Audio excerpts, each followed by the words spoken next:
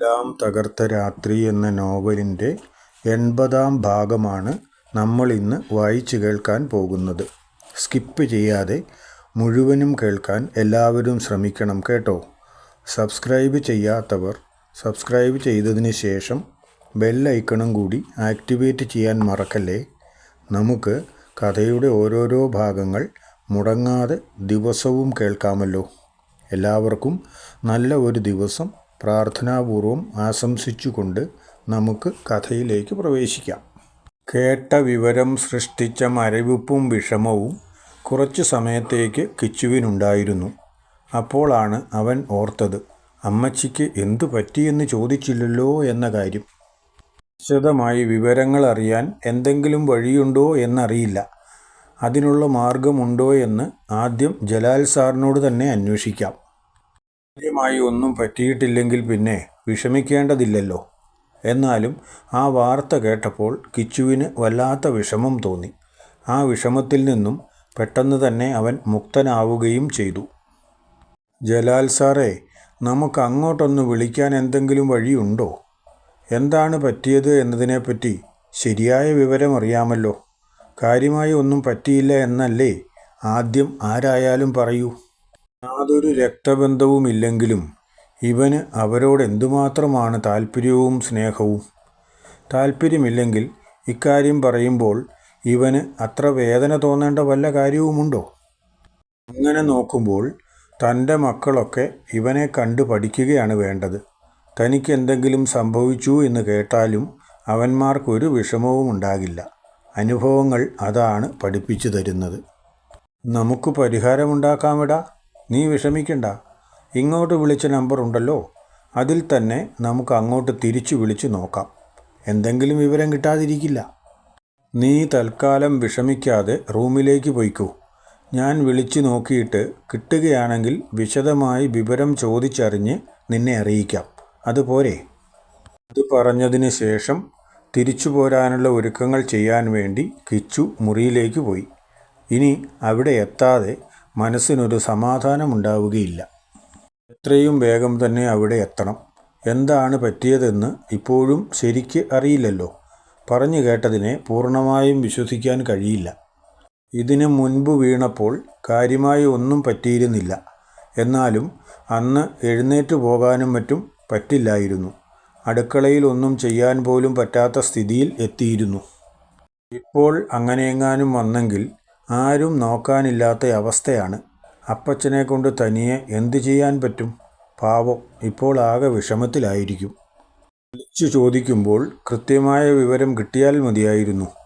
കാര്യമായി ഒന്നും പറ്റാതിരിക്കാൻ പ്രാർത്ഥിച്ചുകൊണ്ട് അവൻ പാക്കിങ്ങിൽ മുഴുകി. കുറച്ച് സമയം കഴിഞ്ഞപ്പോൾ അവനെ ജലാൽ സാർ വിളിക്കുന്നു എന്ന് പറഞ്ഞുകൊണ്ട് ഒരു കുട്ടി വന്നു.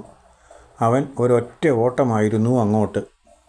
വെച്ചുകൊണ്ട് തൻ്റെ മുൻപിൽ വന്ന് നിൽക്കുന്ന കിച്ചുവിനോട് ജലാൽ സാർ പറഞ്ഞു, നീ വിചാരിക്കുമ്പോഴുള്ള കുഴപ്പങ്ങളൊന്നുമില്ലടാ. പിന്നെ വീണതായതുകൊണ്ട് ആശുപത്രിയിൽ വരെ ഒന്ന് കൊണ്ടുപോയി എന്നേ ഉള്ളൂ. ഇപ്പോൾ ആശുപത്രിയിൽ നിന്നും ഡിസ്ചാർജ് ചെയ്ത് വീട്ടിലേക്ക് കൊണ്ടുപോയി.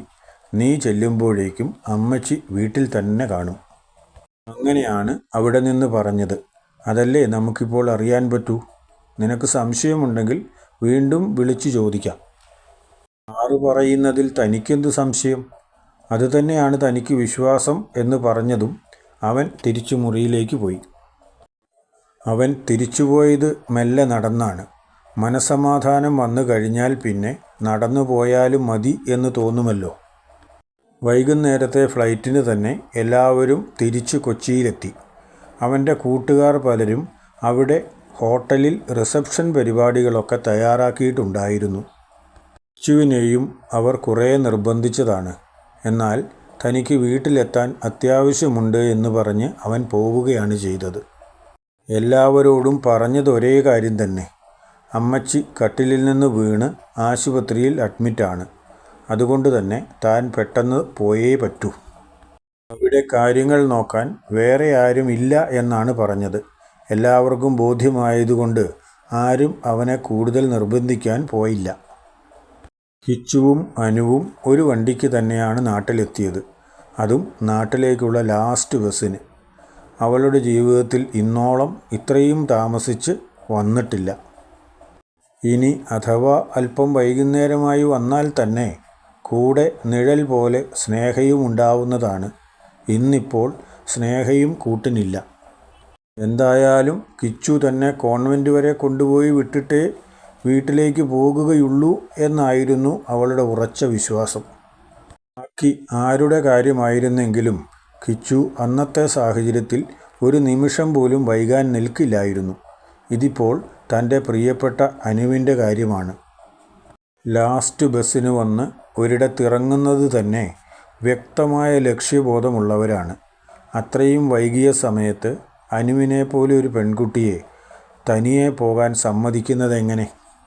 അതുകൊണ്ടവൻ മടിച്ചാണെങ്കിലും കോൺവെൻ്റ് വരെ അവളുടെ കൂടെ നടന്നു ചെന്നു. വൈകി കോൺവെൻറ്റിൽ ചെല്ലാൻ പാടില്ലെന്നാണ് മദറിൻ്റെ കർശനമായ നിർദ്ദേശം. കോൺവെൻറ്റിൽ നിന്നും മിക്കവാറും വഴക്ക് കേൾക്കാൻ സാധ്യതയുണ്ടെന്ന് നേരത്തെ തന്നെ അനു പറഞ്ഞതാണ്. സിസ്റ്റർക്ക് ഒട്ടും ഇഷ്ടമുള്ള കാര്യമല്ല വൈകി അവിടെ ചെല്ലുന്നത്. എന്നാലും വഴിക്ക് എവിടെയെങ്കിലും തങ്ങാൻ കഴിയുമോ എന്ന് ചോദിച്ചാൽ അതും സാധിക്കില്ലല്ലോ. അതുകൊണ്ട് പോയല്ലേ പറ്റൂ. ഇതിപ്പോൾ മനഃപൂർവ്വമല്ലല്ലോ. അവർ ചെന്ന് വിളിച്ചപ്പോൾ മദർ എഴുന്നേറ്റ് പീപ്പിംഗ് ഹോളിലൂടെ നോക്കിയിട്ട് പുറത്തു വന്നു. അത്രയ്ക്കും അടുത്തറിയാത്തവരാണെങ്കിൽ പുറത്ത് തന്നെ നേരം വെളുക്കും വരെ നിന്നാൽ മതിയാകും. നീ തനിയെയാണോ വന്നത്? ആരോ നിൻ്റെ കൂടെ ഉണ്ടായിരുന്നല്ലോ. ആരാണ് അനുവിൻ്റെ കൂടെ വന്നത് ഇവിടെ വരെ? കിച്ചുവാണ് സിസ്റ്റർ. അവന് പോകാൻ തിരക്കുണ്ട്. അവൻ്റെ അമ്മച്ചി കട്ടിലിൽ നിന്ന് വീണ് ആശുപത്രിയിലാണെന്ന് പറയുന്നത് കേട്ടു. ആശുപത്രിയിലൊന്നുമല്ലടാ, ആശുപത്രിയിൽ നിന്ന് വീട്ടിൽ വന്നു. ഞങ്ങൾ ഇന്ന് പോയി കണ്ടല്ലോ. കാര്യമായ കുഴപ്പമൊന്നുമില്ല, നെറ്റിക്കൊരു പരിക്കുണ്ടെന്ന് മാത്രം. ദൈവം കാത്തു മദറേ. എന്നാൽ പിന്നെ രാത്രിയിൽ യാത്ര പറയുന്നില്ല, ഞാൻ അങ്ങ് പോകുന്നു. അവൻ ഇരുളിലേക്ക് മറഞ്ഞു. അവർ കോൺവെൻറ്റിനുള്ളിലേക്കും കയറിപ്പോയി. കിച്ചു വീട്ടിലെത്തിയപ്പോഴേക്കും ചേട്ടനും ചേട്ടത്തിയും ഉറങ്ങിയിട്ടുണ്ടായിരുന്നില്ല. രാത്രിയിൽ തന്നെ ഇന്ന് അവൻ വരുമെന്നറിയാവുന്നതുകൊണ്ട് ഗേറ്റ് പൂട്ടിയിട്ടുമില്ലായിരുന്നു. ഗേറ്റ് തുറക്കുന്ന ശബ്ദം കേട്ടതേ വക്കച്ചൻ ചേട്ടൻ പുറത്തേക്കിറങ്ങി വന്നു. വളരെ തിടുക്കത്തിൽ കയറി വരുന്ന കിച്ചുവിനെ കണ്ട് തമാശയ്ക്ക് ചോദിച്ചു, എന്താടാ കിച്ചു, നിന്നെ വല്ലവരും ഓടിച്ചോ? നിന്റെ വരവിൻ്റെ വേഗത കണ്ടാൽ അങ്ങനെ തോന്നുമല്ലോ. എന്താ പറ്റിയത്? ഇവിടെയല്ലേ പറ്റിയത്? ആകെ ഇവിടെ നിന്ന് പോയ 4 ദിവസം കൊണ്ട് അമ്മച്ചി കട്ടിലിൽ നിന്ന് വീണ് പരിക്ക് പറ്റി. എനിക്ക് അമ്മച്ചിയെ കാണാൻ തിടുക്കമായി. അതുകൊണ്ടാണ് ഞാൻ വേഗം വന്നത്. അമ്മച്ചി വീണു എന്ന് പറയുന്നത് ശരിയാണ്.